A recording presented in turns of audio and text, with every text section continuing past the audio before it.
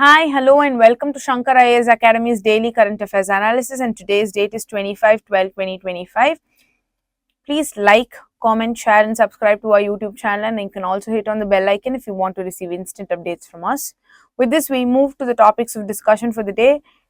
And the first topic of discussion is the clean energy and the food waste reduction, that is the balance between the agricultural loss and how energy can compensate it. Next is about the AI boom in India's service sector, and the third is about the total fertility rate decline globally and in Indian context and how it is important.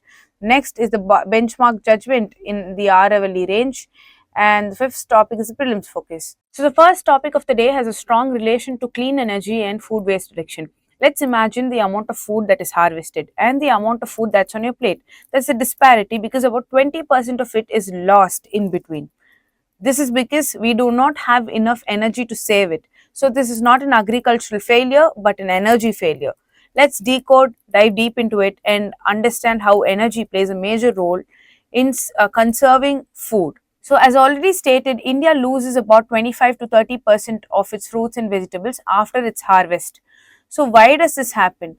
This happens at the stage where production is completed. It's not at the farm level before production. So the core issue lies in one important part, wherein there is no affordable energy for storage, because especially when you say the rural areas, the area where energy storage is present is relatively very lower, and the processing cost also is higher, and the transportation takes days to reach the area and come out. So these are structural failures that we have in our policy. Then these food becomes waste. After it becomes waste, what does it contribute to? The first point of contribution is loss of income for the farmer. The farmer who has sown about say 100 kgs of onion loses about 30 kgs of it. Now he wants to reap some amount of money so that he will be able to share the next cropping pattern and get a profit out of it. Henceforth, there is a vicious cycle of loss of the farmer. Next is the food inflation. If you think about the food inflation, the inflation cost goes high. The food inflation cost goes high because of one major reason. Why? Let's think that let's go back to 23 or 24, wherein we had the tomato cost rise up to 400 rupees per kg. Why does this happen? Because there's a disparity between what was harvested and what is there. So when the demand is high and the supply goes down, there is a disparity there, creating inflation, and this in this context it is food inflation. And there is also nutritional insecurity. We talk a lot about micronutrients, macronutrients, and most of it comes from food. We even see that there are a lot of things that are added to raw rice so that people do not have hidden hunger, and they get the nutrient content. So when a lot of vegetables or fruits that are rich in nutrients and are very important for the sustenance of mankind, it goes away. Now it creates a lot of insecurity and a lot of instability in the society. And the last is about the carbon footprint. Now let's see how carbon footprint works. So first, when there is a food that is wasted, there is resource loss. So now when there is resource loss, methane gets secreted. So when there is methane that is high in production, it creates a kind of increase in carbon footprint. And this is the context of how India loses post harvest and the core issues and what it contributes to.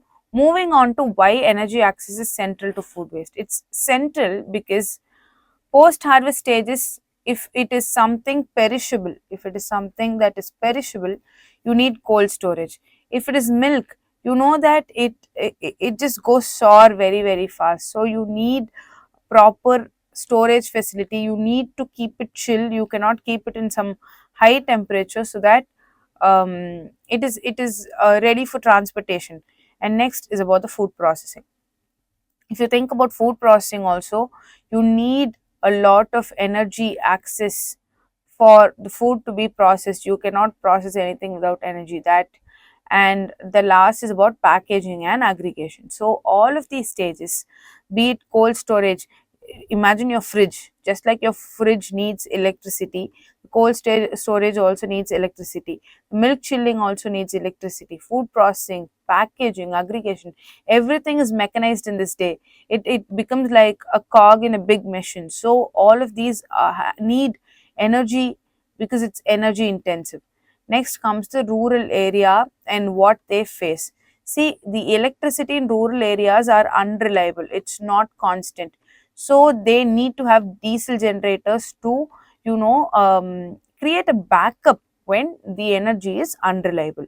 Now, these generators are diesel based. Diesel is costly, diesel pollutes, it's not environmentally sustainable, and it's very, very burdening for the small farmers. So now comes the role of the decentralized renewable energy. Clean energy places power at the point central to production. Now you see, at the local level, there is storage, cooling, and processing. Now there is the national cold chain report. If you see the national cold chain report, it says that 50% of food become deficit because they do not have proper access, to the storage, cooling, or processing. That's why this local level um, renewable energy plan is very, very important. Next is the need for immediate distress sales. What does immediate distress sales mean? Let's say a person has sold a person has sold tomato for about 15 rupees. Now a lot of it is becoming perishable and he has to sell it the exact same day. Now the 15 rupee tomato goes up to 5 rupees. Now when it is 5 rupees for him, he has a loss of 10 rupees. But then this is what he can afford at that point. Henceforth, this is called as distress sales. Now, what is this value added product? Let's take the same example of a tomato. Now, let's say that the tomato has become something that is perishable. Now, if he has access to a solar dispenser, he will be able to make sun-dried tomatoes.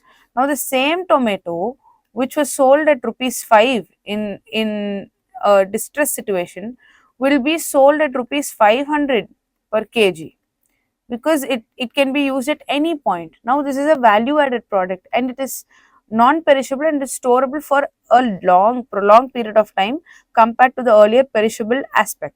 This is why this clean energy intervention is important. Now imagine you have these solar cold units, the milk chilling center, the solar dryer for fruits and vegetables. This creates a basis for the climate resilience.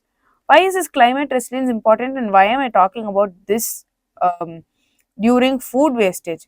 Because we as India are a disaster prone zone and disasters are very, very common in India.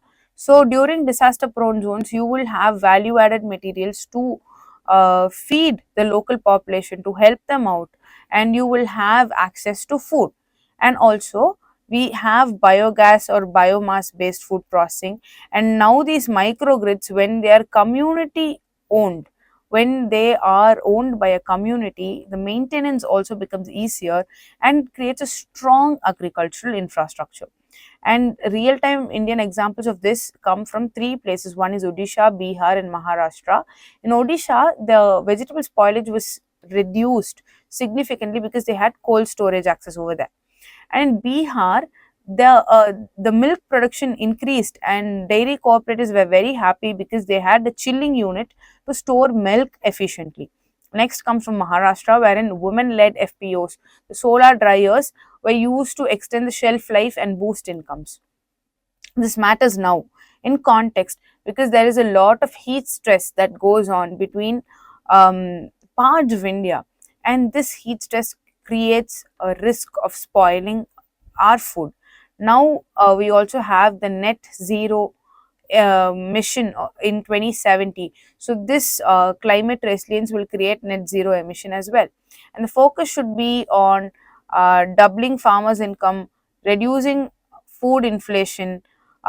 Doubling farmers income will happen because we will have better food security and they don't have to engage in any sort of distress farming.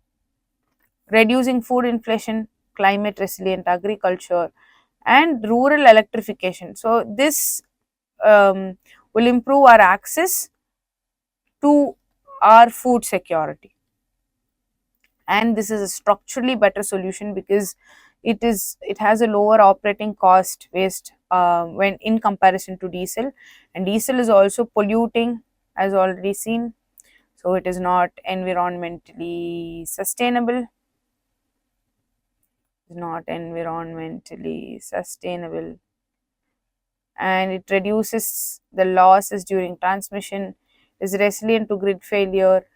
The community ownership and decentralization is shown, and this will help in better ownership and and maintenance. And the last point is that intervention becomes cheap when you know the basic of laying foundation for all this is only costly, but the maintenance becomes cheaper when it is community owned, and when you lay the foundation, food security also becomes stronger. So we move to the mains practice question of the day. India loses a significant share of its agricultural produce after harvest due to energy intensive bottlenecks. In this context, examine how decentralized renewable energy helps reduce post harvest food losses and strengthen agricultural value chains. So this is the question of the day, and we already have the content based on what we've seen in the preceding slides. So with that, I hope you'll be able to write this answer. Please send us across your answer copies so we can aid you better in this preparation. And with this, let's move on to the next topic. The IT sector has been the backbone of India for the last 30 years, and it has been one of the most contributing for India's GDP. That is why it is very, very important when we see a news on India automating its IT sector using AI. Let's decode how this happens and why it is important. So, India's IT sector is facing a structural change. That is, it is not slowing down, but structurally it is changing itself so that it can move in high speed. See, generative AI has become the norm. What is generative AI? Which AIs like ChatGPT, Gemini, Claude, or DeepSeek, which has shown a shift in the IT sector. It is earlier, if you want to get something done, you hire a company wherein there are a lot of coders, and about 20 people will code that to you, and they will take months to generate that, and then they will give you that service output or that resource that you're asking for. But today we have the AI assisted delivery, which in turn says that you don't have to code, you just have to give me a prompt as to what to do, so that I will code it for you, just recheck it and then give that service resource output. So now this has become an AI assisted service delivery. So 2026 is a critical horizon. Why? Because global firms have moved from AI experimentation to deployment. That is, at first they were experimenting with AI. They were thinking as if this would work. Would it work? There were a lot of questions, but now these people are actually deploying AI in their firms. And this transition will determine one important thing in the Indian IT industry, that is how it moves up to the value chain, how people are integrating it, how people who are senior citizens are adapting to it, and how youngsters are learning more in AI. Do we have people who will be able to swiftly learn that? And now there will be a disparity in how the services are provided and how much AI we use. Now, The AI opportunity is not in building new AIs, that is foundational AIs like ChatGPT or Gemini or new models. It lies in the enabled services, that is integrating AI into legacy enterprise systems. What is legacy enterprise system? That is, if you think about a company, let's say I have a company and it has a data of over 20 years. Now I cannot take the 20-year repository just like that and give it to one AI model and say that you have to give me an output, because a lot of companies use different applications for different purposes. Let's say they use ChatGPT for report writing, and DeepSeek for consolidation, and Gemini for image creation. So there is a lot of repository here and there. So this is why we have to manage the workflow of AI, the data pipeline, and its compliance. And again, each business has a customization. You have to make it tailor made. So you cannot just have a one model and one approach fits all solution. So you need to make it tailor made based on the company. Now it is structurally suited because they already manage large, complex enterprise operations, and yes, they specialize in long term service contracts. AI increases the demand for service. That is, what is the service orchestration? As already mentioned, you have a lot of realms inside a company.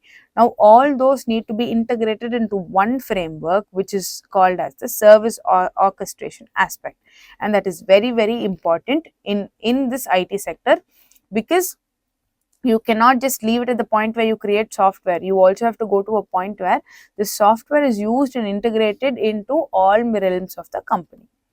And this IT model has relevance. Why? Because India's IT sector is historically rested on its process maturity, its scale, the trust of the client, and how AI adoption happens is incremental. People are going to adopt that because it is making life easier. And when this happens, there will also be legacy systems which creates constraints. That is, I cannot give a 20-year repository and expect absolute duplication or applicate regulation, and this creates a kind of risk. It also has its cons, but there are a lot of pros to it. Now, Indian firms excel at a lot of things. One of it is that we have already adopted to the transformative point when we had the computer boom from 2006 and 2007. We had a lot of you know internet coming in, technology coming in, and we have already adopted to the gradual transformation. So we also can believe that this AI transformation will also be useful. And again, our deployment should be risk managed. So there are policy making things that are happening now as to have risk managed deployment and the business continuity, so that AI is not changing any form of business, it's just continuing the business in a better way. And the common fear is, will we go out of jobs? It's not going to happen. It's just changing the composition of how much AI is integrated into your job framework and how people are going to be deployed. And the labor and employment implications. So the demand for routine coding will go away, wherein you just have to check if the code is right, you just have to check if everything goes well, and the maintenance work is also low end. So this is the pros. But you need proper trainers who train your AI. You need data engineers who see if the data you have entered is right and train the model as tailor made as it needs for the company. And there are also domain experts who work with AI systems, so that is also needed. Now, the employment outcome depends on how much you reskill and how much your transition strategy works. And also, this skill transition is absolutely a challenge. We have to take it as a challenge, and we have to adapt to the times, and not take this as some job loss that will inevitably come, because this policy making people are actually trying to integrate and make life easier. And let's go to advanced economies where they face some kind of talent shortages, because you need prompt engineers, you need data engineers, you need trainers. So when the talent is short, you obviously have a kind of risk associated with it, that is labor cost increase. And when labor cost increases, now there is a regulatory constraint wherein should I like spend so much to deploy some person to train this AI model? So this is some kind of risk. So now they prefer proper service partners who are trusted, who are scalable, and democracies which have legal and proper data protections. Now, India fits into the China plus one strategy. Now, what is the China plus one strategy?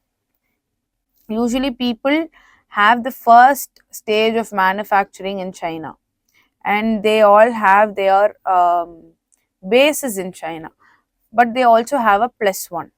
And the plus one is a country which they can trust.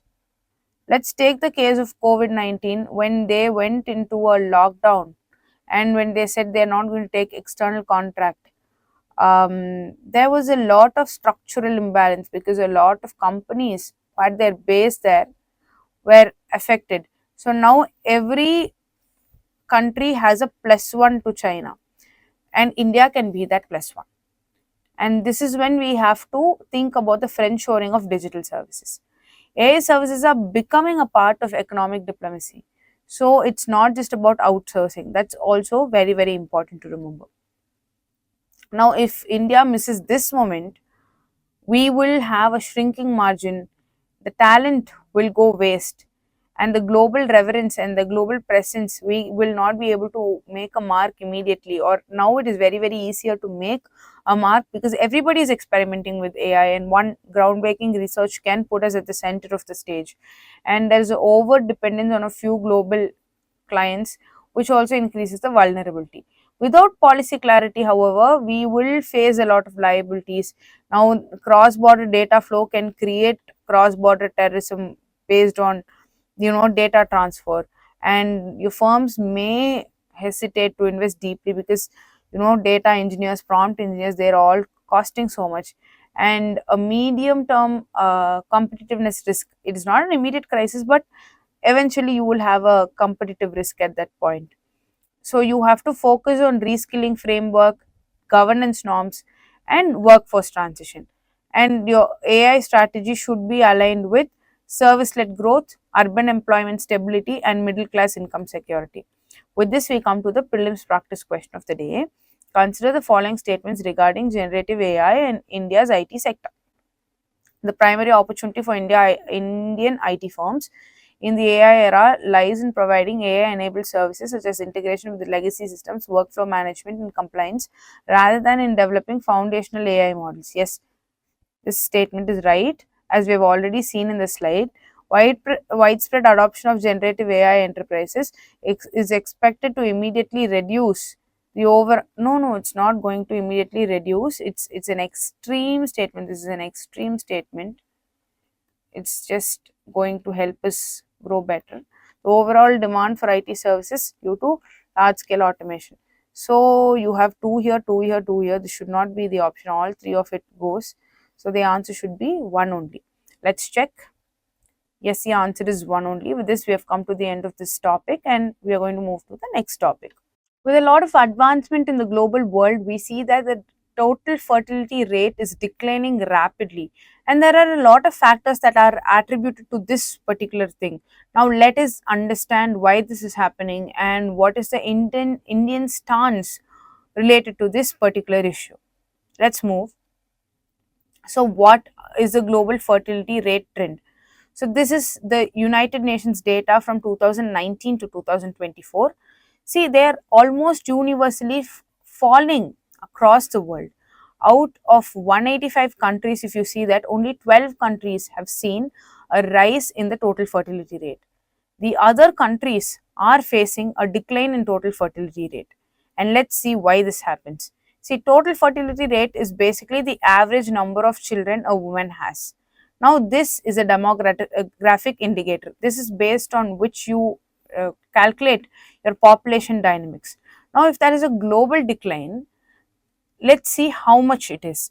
So that in the world, the total fertility rate dropped from 3.2 in 1990 to 2.5 in 2019.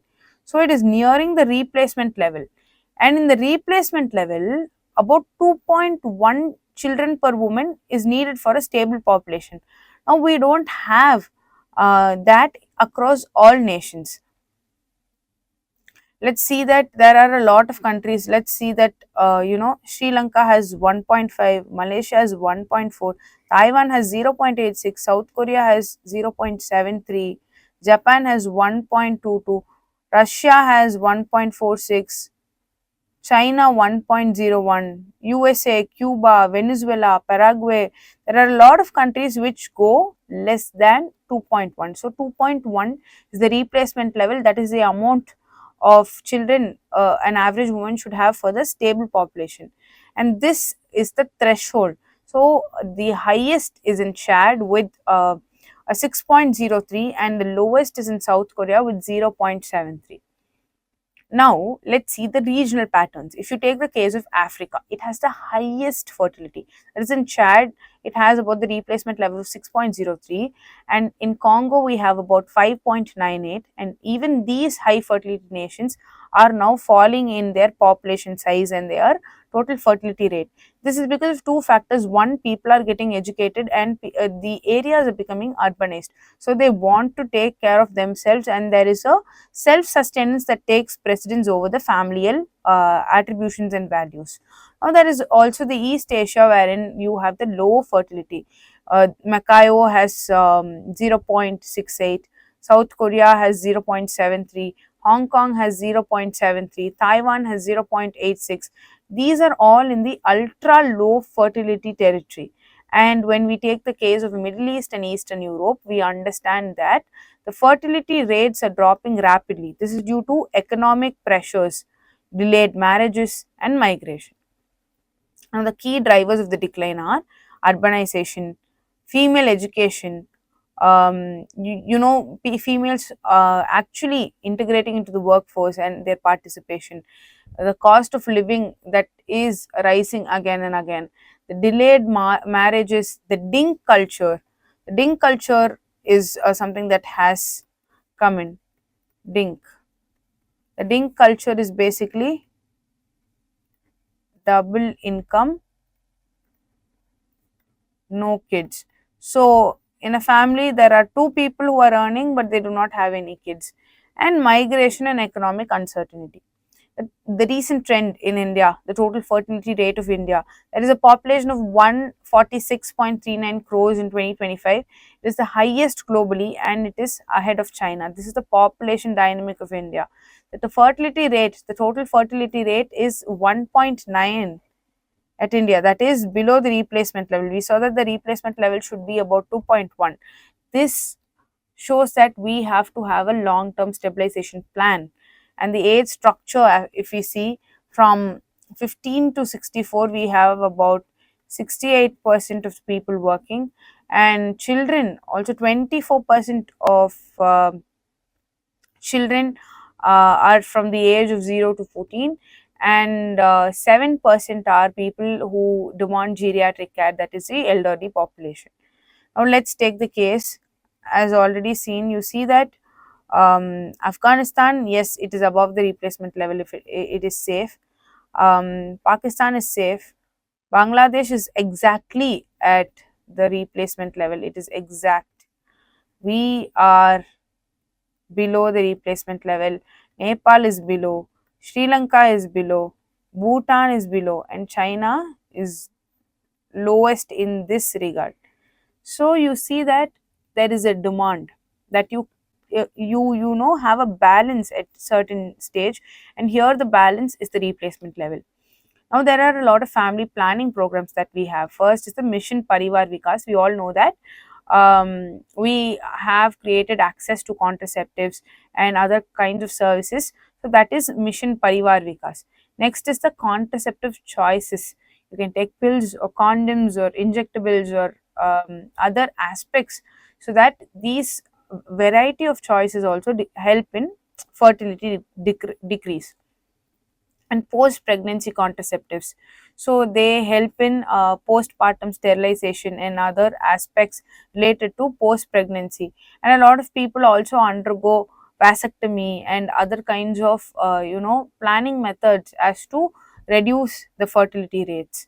Now home delivery also happens, where asha workers deliver contraceptives to your home. And maternal child health, regarding that, you have a few schemes. The first is Janani Suraksha Yojana, which encourages our institutional delivery and takes care of the maternal and child health. Next is the Pradhan Mantri Matru Vandana Yojana, where the young mothers who are pregnant, they get financial aid, and it promotes kind of spacing. And then the Rashtriya Kishore Swasthya. This is about giving education based on reproductive health and adolescent health and how they have to manage it.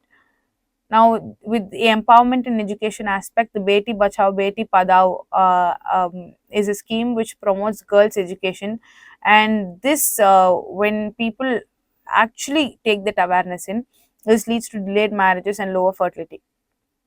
And awareness and incentives, World Population Day and vasectomy fortnight, as already mentioned, these are campaigns of family planning awareness. But when people take this very very seriously, it also creates an aspect wherein they actually uh, feel very very scared as to declining fertility.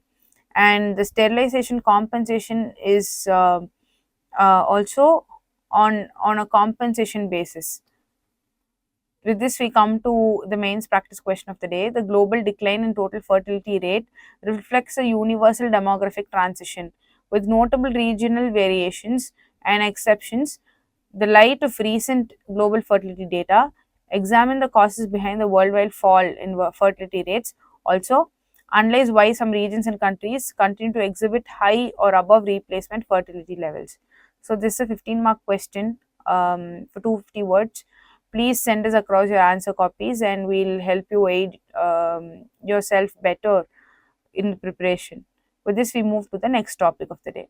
Now, the next topic of the day is about a benchmark judgment that has come out and its implications regarding to one of the world's oldest mountain ranges. And that's why it's important to identify its implications and how things have gone about. And let's decode this. So, the Aravalli ranges, as already mentioned, it's one of the oldest mountain ranges in the world. And in the Indian context, it is a natural ecological barrier. And when there is a lot of rain, it is also a groundwater recharge zone, and it is a climate regulator in the North Indian region. So recently, you see that the Ministry of Environment and Environment has introduced a benchmark judgment. That is, it is told that we are going to classify what Aravalli mountain range is based on the records and not based on its ecological placement or its geographical placements. Now already there were a lot of mining restrictions, and the mining restrictions actually remain, but now it has permitted the construction. And when it's permitting the construction and the identification is the record based, there is a wider governance question as to why certain areas will be important, why certain areas are not important, and it is a historical range. Is there any implication in this? And there are a lot of questions that goes about.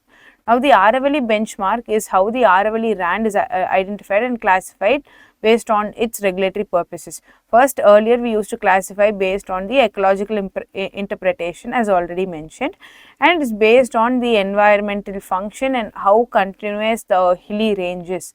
But now, it relies more on the revenue records and the physical hill presence and the notified forest. And even if there is a notified forest and after that is a particular zone which is x kilometers apart, then it may fall outside the protected zone and constructions may take place there as though it is not a part of Aravalli's mining range. So, this ecology based identification to record based identification will create a lot of issues. Now let's see what has not changed. What has not changed is that mining restrictions are still present in the Aravalli range, and the Supreme Court still bans mining, and the wildlife protection laws that are prevalent there is still intact. But however, we also have to understand that the land that falls outside the revised benchmark, that may be open to construction as already stated, and the infrastructure may increase, but it also creates an ecological vulnerability at that point. This affects the urban expansion at that zone, and infrastructure projects may rise, and there may be a lot of crowd pulling at that particular region, and the real estate may develop, people may go have settlements there.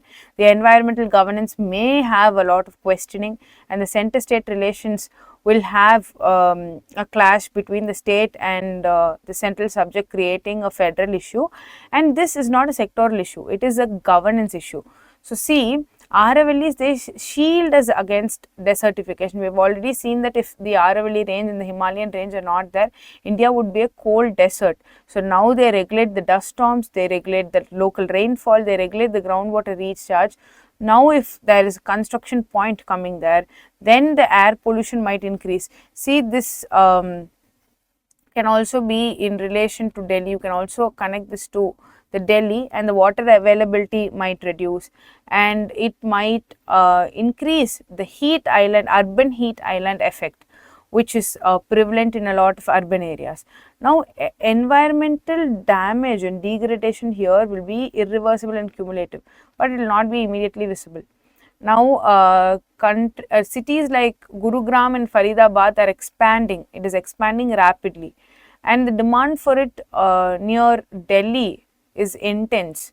Now, Aravalli, if Aravalli has a construction point there, the natural buffer there will reduce, and dust will increase, heat will increase, air pollution will increase. Already, as we have mentioned, that the Delhi air pollution crisis cannot be separated from Aravalli degradation. So here also the air pollution will increase, and it will create a lot of climate oriented health risks for us. And according to article 48A of the DPSP, it states that the state's duty is to protect the environment, and in the fundamental rights we see that article 21 states that the right to life includes a healthy environment as well. Now the Supreme Court has repeatedly said that the environmental jurisprudence should be increased, and the sustainable development should also be there, and you have to be precautionary when it comes to the environment. But if you define a land, the land's definition is not appropriate. It is very dynamic. So the narrow land definitions actually weaken the spirit of the judicial protection, but it does not violate the orders as such. Now the governmental issue, if you see, environment, if you see, it is a state subject and a concurrent subject. So land, when you see land becomes a state subject and environment becomes a concurrent subject. Now states heavily rely on the revenue records, and center focuses on environmental safeguard. So now there is a clash between the state and the center. Land is a state subject, environment is a concurrent subject, as already stated. Now this ambiguity will increase policy fragmentation, litigation issues, and regulatory uncertainty. For administrators, this can be a case wherein there is a federal clash between the state and concurrent subject. And let's see about the ecological cost and the economic arguments.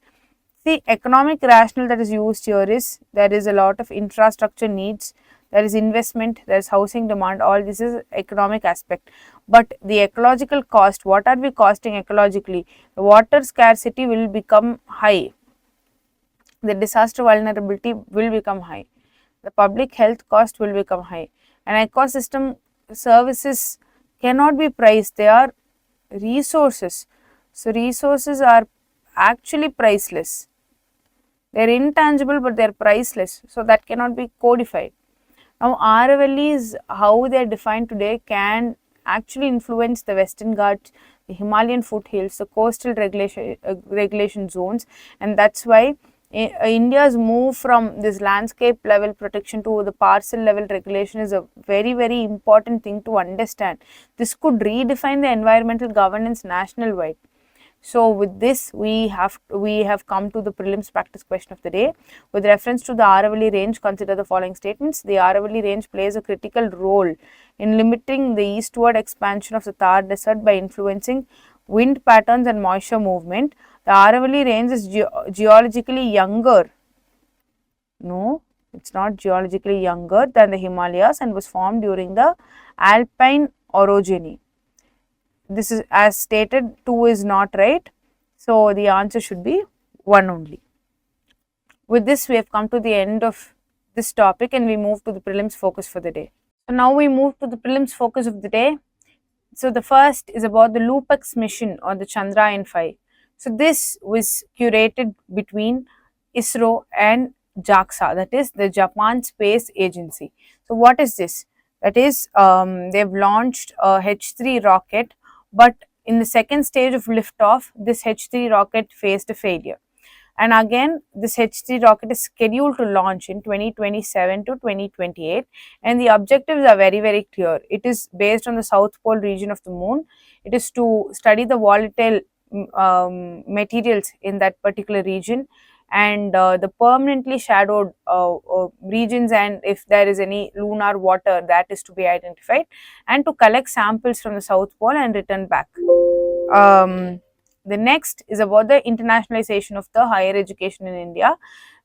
This is a global initiative taken by the Indian government to collaborate with a lot of universities and give high-end education to the Indians.